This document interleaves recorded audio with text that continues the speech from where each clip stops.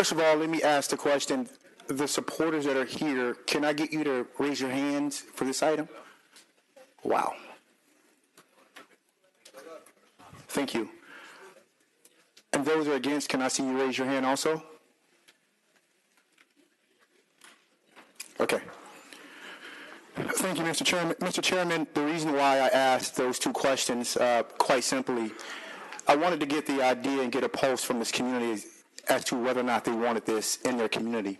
Secondly, I asked that question because the question is one that has a burning desire that's actually fluctuating depending on which district you live in and which district you don't. Thirdly, I can say across this nation, primarily in California, we're seeing this issue played out on a big screen.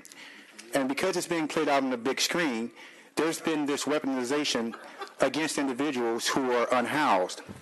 I think it creates trauma. And the trauma that it creates is not simply within those who are actually unhoused, but it also creates trauma of those who are looking at those who are unhoused.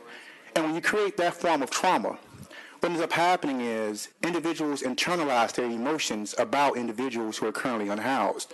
When that happens, we then see an externalization of the behaviors of those individuals against those individuals who are currently not housed.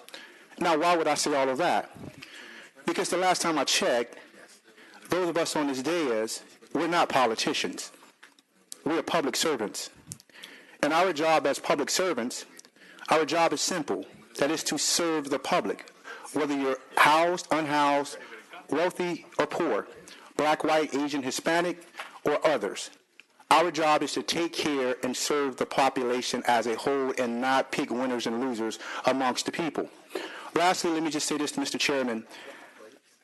The Golden Warriors, I don't call them senior citizens, I call them Golden Warriors, because they were there before any of us actually took the oath to uphold the laws and the regulations and the ordinances of Miami-Dade County.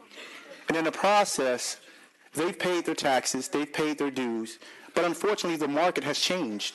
And for many of them, they're unable at this particular juncture in their life to pay for the housing that is pretty much out of reach for many of us. So for us now to look at them and say, well, pick yourself up by your own bootstrap, lace yourself up, do it on your own. If I did it, you can do it. I just think that's not fair. So I'm urging each one of my colleagues, if you can, to support our Golden Warriors who are currently unhoused and put them into a great environment where they can thrive.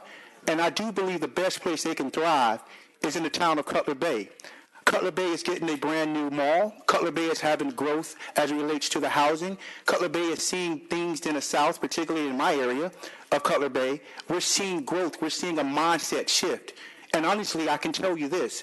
If you ever want to change a person's situation, begin with first changing the mindset. And by allowing them to see that there are other opportunities for them and they're around people who want to see them grow, they will grow. They simply just need the opportunity and the chance. So with that said, I look forward to supporting the Homeless Trust on this. This is a huge item, and I think it's going to it's going to serve as the beacon of hope for so many of us who've been left out of the process, but who simply now can speak on behalf of the unhoused Golden Warriors. So I look forward to supporting you and seeing this La Quinta Inn open up, and I'll be there at the ribbon cutting. Thank you.